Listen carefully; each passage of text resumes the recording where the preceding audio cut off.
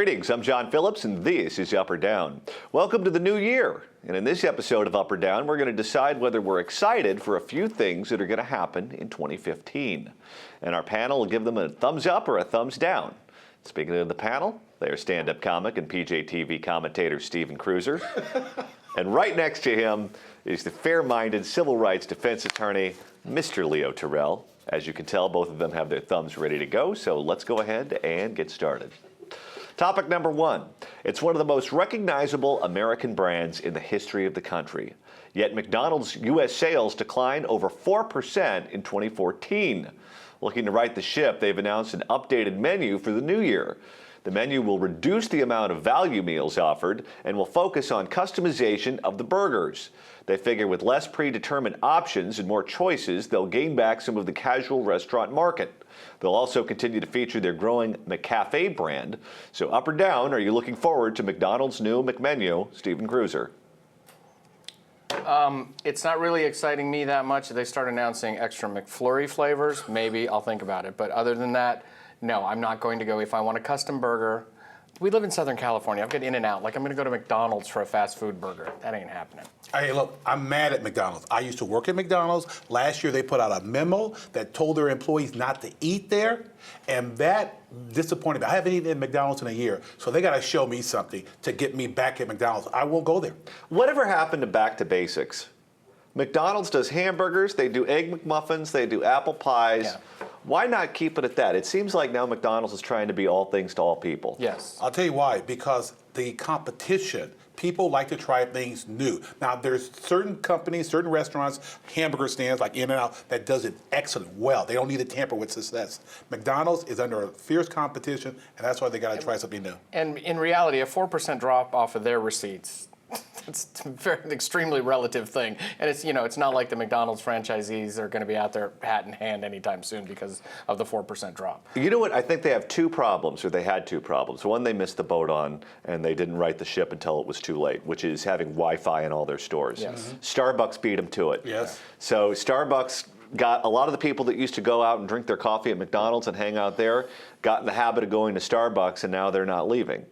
And the other thing that McDonald's is in trouble with right now is the obesity rate in the country. Yeah. We live in a fat country, and they serve good-tasting food, but fatty food. And so, for example, Disney won't allow their characters to be in the Happy Meals as toys anymore because they don't want any association with childhood obesity. Well, like I said again, they sent out an internal memo and said, don't eat the food, told their own employees. So I got a problem with McDonald's right now. I used to work there. You know what they should do? What?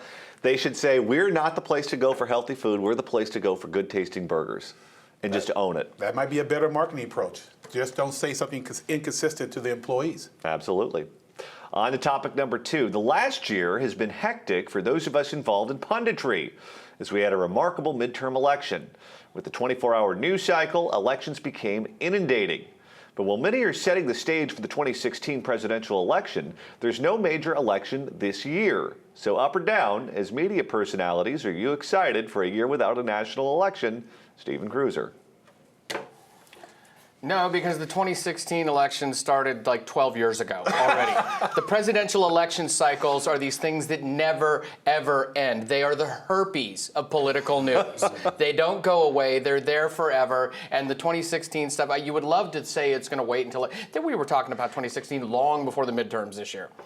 I agree. And listen, I agree. Let me go down from the standpoint that I'm glad there is no election, but we're going to have so many opinion polls, political polls, who's ahead, who's not ahead for 2016. So as far as I'm concerned, they can, the rest is okay, but we're going to be still inundated with political opinion polls. What about off-year elections for cities? A lot of city councils, a lot of mayor's races happen in off years, and turnout is very low, even though your mayor or your city council probably has more to do with your day-to-day life than whoever your U.S. senator is. Do you think those should go to even-year elections? Oh, definitely, because there's fatigue. There's fatigue. Now, maybe for campaign cycle, but the fatigue, if you coordinate all these elections, the municipal election with the general election on even years, whatever, I think you'll have a better turnout. I don't think so. I saw it happen in Virginia in 2012, where actually the GOP moved to get the municipal elections moved to the general election date too, and it spreads the resources too thin. If you want to devote, if you're in the minority party, you want to concentrate on the local elections, and if you're going to devote a lot of energy there, then you're taking energy away from whatever congressional or Senate seats you might be able to win then too. So I think it spreads everybody way too thin. The focus should be on getting the electorate more involved in the off-year municipal elections. Well, here's the other risk that depresses turnout. If the ballot is too long, people just look at it and say, I'm not taking the time to look through that. I mean, like with 800 ballot propositions, San because in Francisco. California, all you need is 3 drunk friends to sign something. Yeah. If you're belong to a political party, you get the assistance of the slate card, and you just say, just vote this way. And if you're a Democrat, say, okay, I'll do that, or Republican, okay, I'll do that. It's difficult for the independents, such as myself. Yeah, there aren't too many fair-minded voters left. No, very few. On to topic number 3. Though gas prices are falling, more companies are moving towards energy-efficient vehicles anyway. BMW, Mercedes, Fiat, and Volkswagen, among others, have joined a marketplace of electric or electric hybrid cars, with Ford, Chevy, Toyota, and Nissan already making them. Many states have created incentives for businesses and residences to put their electric charging stations out for the carts. So up or down, are you excited about the growing presence of energy-efficient vehicles? Stephen Cruiser.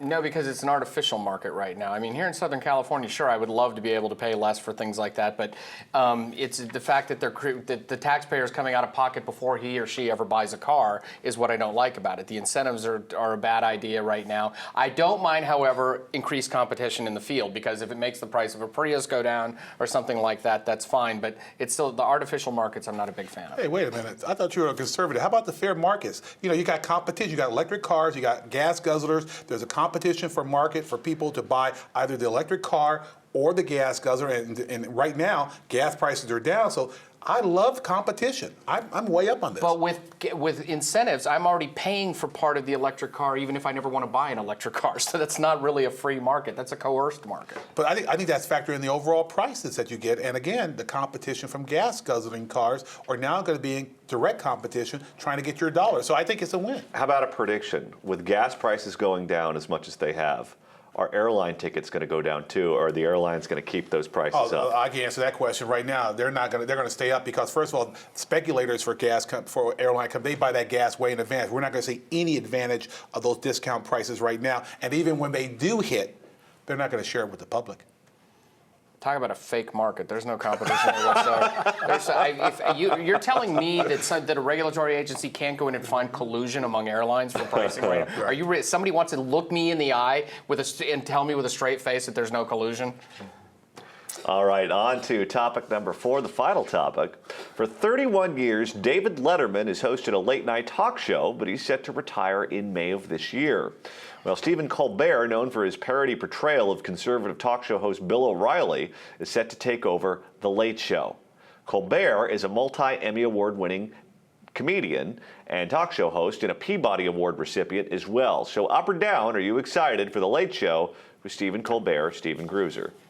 Please go up. I like Colbert, but I didn't get this at all, given the fact that he's been doing a character the entire time he's been on TV. I mean, you're telling me that among all of the people working in America right now, there wasn't someone who had credible skills that they could have done with this. Now, it's a gamble on their part, which you don't see a lot in this genre, so that's kind of nice. But I think it's a big gamble though, because unless CBS is just so tilted left where they're saying we're okay with you basically doing the outlandish version that you've been doing. If you don't really want to be yourself and you still want to be this guy, this character, go ahead. Way up. See that? I'll tell you what, it's time for a change. Look, I like Fallon over Leno. I mean, there's no Johnny Carson. And I think it's time. Colbert, we don't know what he's going to present. People who have seen him on his show think, playing the extreme version of Bill O'Reilly, we don't know what he's going to do. But I am tired of the Letterman show. Just from a standpoint, I want to change. Here's the thing, though, Leo. I think people get tired very easily of shows done in character. Remember Jiminy Flick, that character? Yes. Yeah. I mean, it's funny once or twice, or it's funny as a boutique thing. But I don't know if I could watch that 5 nights a week. When Phil Hendry, who's very talented, right, brought his radio show in the afternoon drive on agree with you. KFI in Los Angeles. I agree. The ratings weren't good because people are like, okay, I get it. I want to know what's going on in the But world. there's no indication right now, John and Cruiser, that Colbert's going to play that character. But why would you hire him unless he's going to do that? I'm hiring you because you do such a good job at doing X. Now we want you to do Y. I think he is very talented in other areas. I think he has a well-diverse background. Definitely. And I think you're going to see that on replacing Well, Letterman. okay, it could be, yeah. I mean, you're right about Letterman needed to change. He's been phoning that in for Right. 15 years right now. Yes. Dave checked out of this job a long Long time time ago. ago. And it would be nice. I would have liked to see, if you're going to have somebody do something slightly different, I would have liked to see Stewart in that job better than Colbert.